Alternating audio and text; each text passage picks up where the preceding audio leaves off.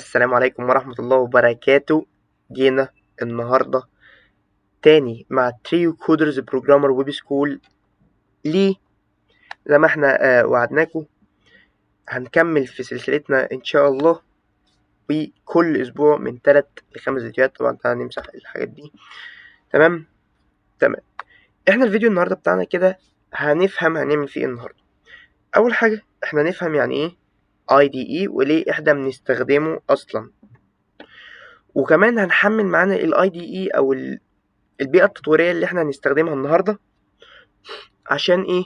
عشان نبدأ في كورسنا الجميل. جميل جميل يا معلم.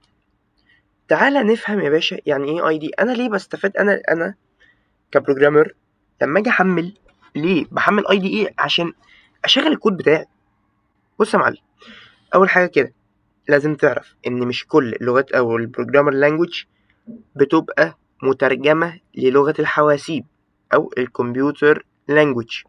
طب ايه اصلا هي لغة الحواسيب؟ لغة الحواسيب هي تعتبر الباينري لانجوج، اللي هي 0 و1 0 1 0 1 0 1 0 1. وده هفهمه لك اكتر في فيديو الكومبايليشن اللي هو بعد ده باذن الله. تمام.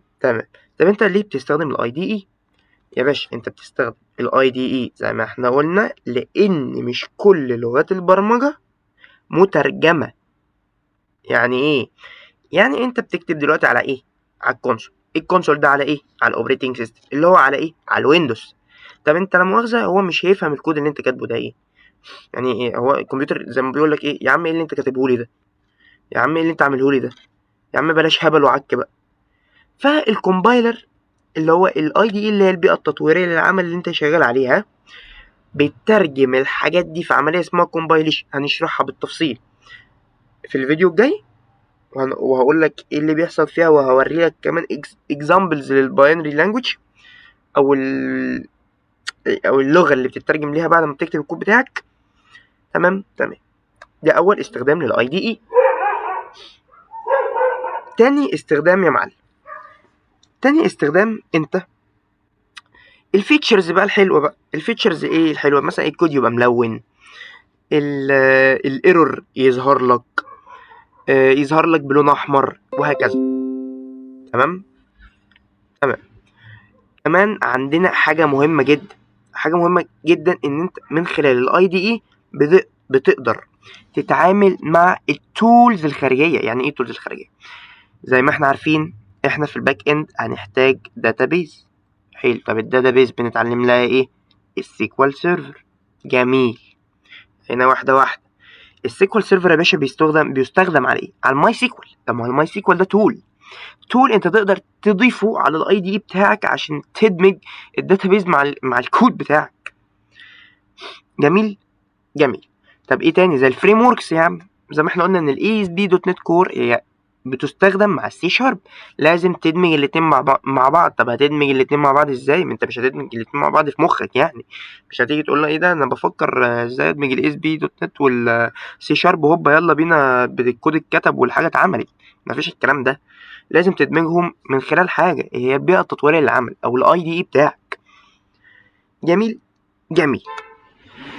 ودي تالت حاجه معانا او تاني حاجه، مش فاكر. حلو. طب يا باشا بتستخدم الاي دي اي تاني ليه؟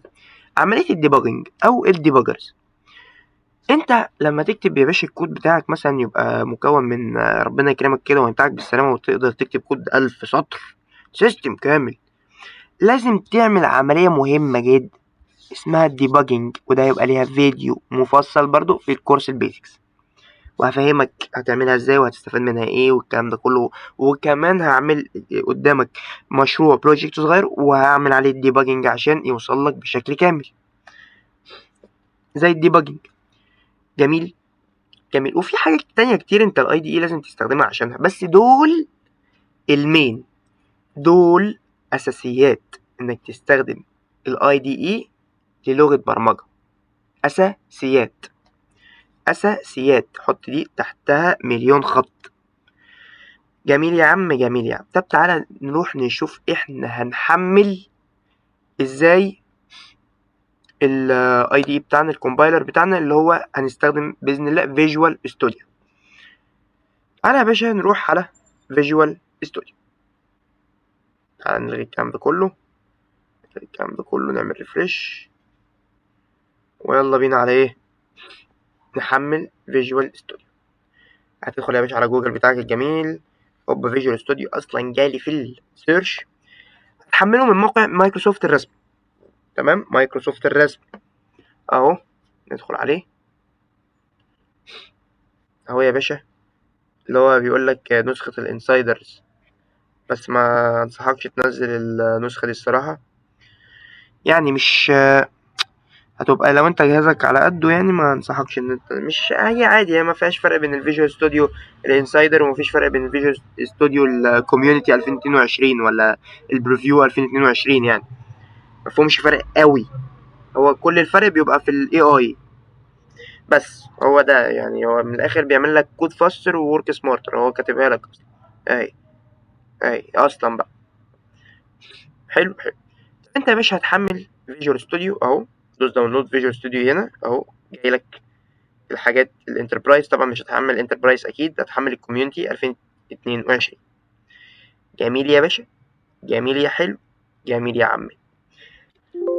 طبعا بقى لما تحمله هيتحمله معاك في شكل، الشكل ده هو ايه يا ابطال، هنيجي نعرف دلوقتي. هتيجي يا باشا، انا طبعا محمله، هيحمل معاك في حاجه اسمها فيجوال ستوديو انستولر. جميل، انا طبعا محمله، فانا هوريكم بس ايه الدنيا. ندخل على فيجوال ستوديو انستولر اهو، جاب لك معاك ايه بقى الحلويات بقى، الطعام بقى والجمال بقى، هنبتدي الشغل بقى، اللي هو يا مسهل الحال يا رب، كلها فيديوين وننتع بالسلامة وندخل في الموضوع. ايه يا باشا، قال لك ان الافيلبل معاك الكوميونتي 2022 والانسايدرز. هتقول لي يا عم ده الانسايدرز اخر نسخة، يا عم ما تفتيش بقى، ارحمونا، كفاية فتي، هو اي حاجة تقيلة على الجهاز وخلاص، ما هو يعني انت ايه اللي هيفيدك في سرعة كتابة الاي اي للكود؟ انا مش فاهم، مش هتحتاج الاي اي في حاجه يا معلم، يا معلم شغل دماغك شويه، مش هنحتاج الانسايدرز في حاجه. يا تحمل الكوميونتي 2022، يا تحمل الكوميونتي 2022 البريفيو، يا ده يا ده. جميل جميل. طب خلي بالك ان انت لما تيجي نعمل انستول هيظهر لك قائمه، هي دلوقتي هي عندي موديفاي عشان انا طبعا محمل، انا هشرحها لك، القائمه دي انا هشرحها لك. تعالى اهو ندخل عليه، بسم الله، يا مسهل الحال يا رب، يا مسهل الحال يا رب. هاجي اقول لك يا باشا ان انت بتحمل فيجوال ستوديو، هيظهر لك القائمه دي تحمل معاه ايه.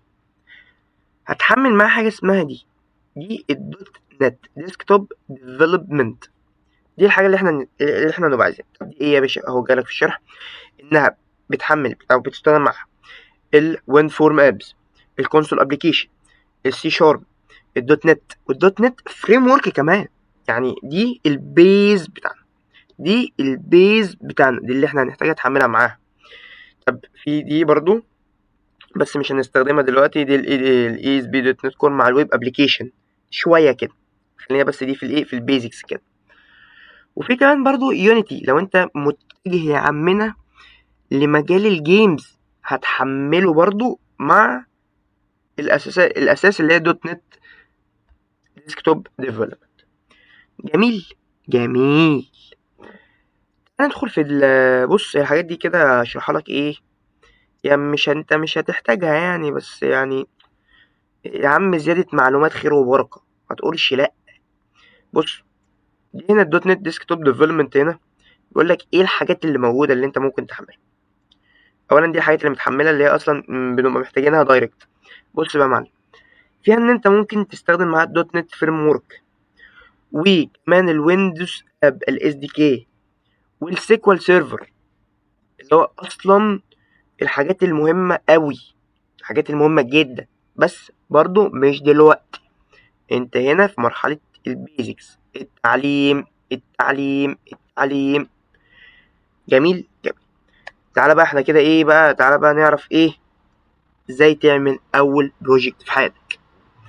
تعالى نفتح فيجوال ستوديو الجميل بتاعنا، يقعد حبة حلوين عقبال لما يفتح. فتح معانا بسرعة يا عم، ولا حبة حلوين ولا حاجة. تعالى يا باشا افهمك ازاي تعمل بروجكت زي دول. شفت كرييت بروجكت دي؟ هتدوس عليها كرييت نيو بروجكت، هيظهر لك قايمة دلوقتي. ما تخافش، لا تستخض، ما تتخضش، واحدة واحدة هنجيب سي شارب في شوية. حلو. بص يا باشا، انا مش عايزك تفهم اي حاجة غير الكونسول اب، ما تعارضنيش حاليا غير الكونسول اب. نستخدم اصلا هي حاجتين، الكونسول اب والحاجة اسمها الكلاس لايبراري. الكلاس لايبراري دي جوه الكورس هتفهمها، بس خلينا الاول في الكونسول اب. الكونسول اب هنا بيقول لك ايه يا باشا؟ ان هو بروجكت بيدعم السي شارب واللينكس والماك والويندوز والكونسول. ندوس عليه. اسم البروجكت اللي انت عايز تسميه ايه بقى، ايا كان بقى يا باشا، انت عايز تسميه ايه بقى؟ ان شاء الله عايز تسمي الفيل الازرق سميه، واللوكيشن اللي انت هتعمل سيف للبروجكت بتاعك عليه. حلو. دوس نيكست. بص هنا الفريم ورك احنا بنستخدم دوت نت، الدوت نت 9 اللي هو الستاندرد، بس اللونج تيرم ال8، بس احنا نستخدم ال9 عادي. وتدوس كرييت، تدوس كرييت يا معلم. انت كده يا باشا بتعمل اول بروجكت في حياتك، معايا، ونسمي الله عشان ندخل على الواجهة بقى. ترارا، دي واجهة الاي دي اي بتاعنا اللي احنا هنشتغل عليه. في طبعا انت اتخضيت، الزراير دي كلها، ايه الحاجات دي كلها، ايه ده كله؟ ده كله هيبقى ليه فيديو مخصص هيتشرح فيه ده كله بالتفصيل، فاهمك؟ ده كله بيعمل ايه، وايه اللي احنا هنستخدمه، وايه المهم. ده يا باشا اديك لمحة برضو كده عشان ما تخرجش من الفيديو ايه بدون لمحات برمجية. دي حاجة اسمها سينتاكس. لا بس نعمل ايه، ايوه، دي حاجة اسمها سينتاكس. دي حاجة اسمها ايه؟ دي حاجة اسمها، بس نخليه كده في شكل مهذب جميل. يا يا عمي والله انا ما عايز غير دي اهي. ماشي. دي حاجة اسمها ايه؟ دي حاجة اسمها سينتاكس. جميل يا معلم، جميل يا معلم. ده السينتاكس اللي انا بقول لك عليه.